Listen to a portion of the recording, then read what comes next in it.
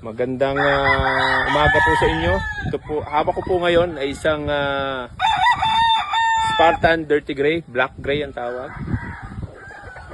Ito ay binebenta ni Tata Ray sa kanyang farm ng 55,000 isa. Ang kadahilanan ito ang father side niya ay ang 200,000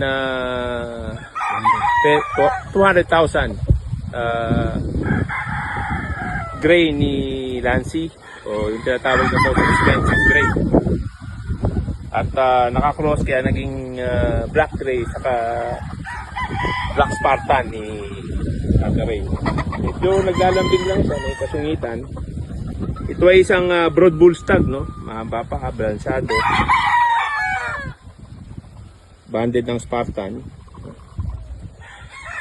Nung nakuha ko po siya po ay nasa 6 months pa lamang, kaya ang banding niya ay itong mga ano pa lang, mga leg band na galing sa Spartan. Pero pwede nyo po siyang i-verify mismo kay Spartan Bradley, kay Bradley ng Spartan Game Farm. Kalakarin po namin at makita nyo. Medyo nagsusunod-sunod.